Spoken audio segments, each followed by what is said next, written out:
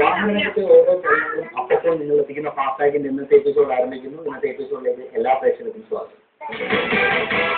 ഫാസ്റ്റാഗിന്റെ മുൻ എപ്പിസോഡിൽ നിരവധി ജീപ്പുകളിൽ കൊടൈക്കനാലിലേക്ക് ഒരു യാത്ര നമ്മളെല്ലാം കണ്ടതാണ്. ശരിക്കും ഒരു ജീപ്പിന്റെ ഒരു യാത്ര മാത്രമായിരുന്നു നമ്മൾ കണ്ടത്. എന്നാൽ ഇന്നത്തെ എപ്പിസോഡിൽ നമ്മൾ ജീപ്പിനെ കൂടുതൽ അടുത്തറിയുകയാണ്.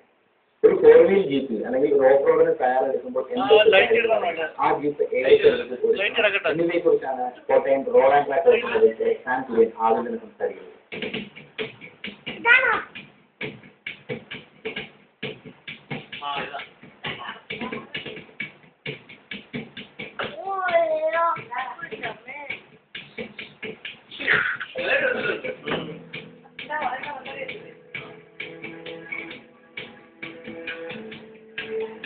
कैमरा थोड़ा जैसे हाँ लाइट लाइट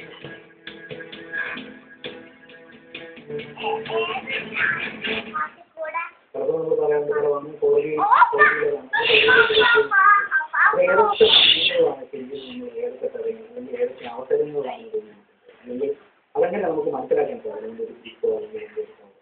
ഈ ഫോഗിൽ ഉണ്ടെങ്കിൽ തന്നെ നമുക്കത് എപ്പോഴും അതിന്റെ ആവശ്യം വരുന്നില്ല. ഇപ്പൊ ഒരു കേസം ജീപ്പിന്റെ മിക്ക ജീപ്പിന്റെ എഞ്ചിൻ നല്ല പവർഫുൾ, അത് 2-wheel തന്നെ കയറിപ്പോകാറുണ്ട്. പക്ഷെ ചില ടെറയിനിൽ വേറെ ഒത്തിരി ഫ്ലഷും ബെസ്റ്റ് സ്ലിപ്പറി ആയിട്ടുള്ള സർഫസ് വരുമ്പോൾ ഈ എത്ര എഞ്ചിന് പവർ ഉണ്ടെന്ന് വെച്ചാലും അതിന്റെ റെയർ വീൽസ് മാത്രം സ്പിൻ ചെയ്തുകൊണ്ടിരിക്കും. അങ്ങനെയുള്ള സമയത്താണ് നമ്മൾ ഫോഗിൽ കൊടുക്കുന്നത്. ഫോഗിൽ തന്നെ ഹൈയും ഉണ്ട് ലോയും ഉണ്ട്. നമുക്ക് ഹൈ നോക്കാം. ഹൈ വരുമ്പോഴത്തേക്കിന് സാധാരണ പവറിൽ തന്നെ അത് മുന്നോട്ട് പോകുമല്ലോ എന്ന് നോക്കാം. ലോ ഗിയർ ഇട്ടാലല്ല, അതിന് കുറച്ചുകൂടെ പവറും കിട്ടും, അതേ സമയത്ത് 4 വീലും എൻഗേജ്ഡ് ആയിരിക്കും. അങ്ങനെ ഉള്ളപ്പം അതിൻ്റെ ഗുണം എന്താണെന്ന് വെച്ചാൽ നമുക്ക് വളരെ നിഷ്പ്രയാസം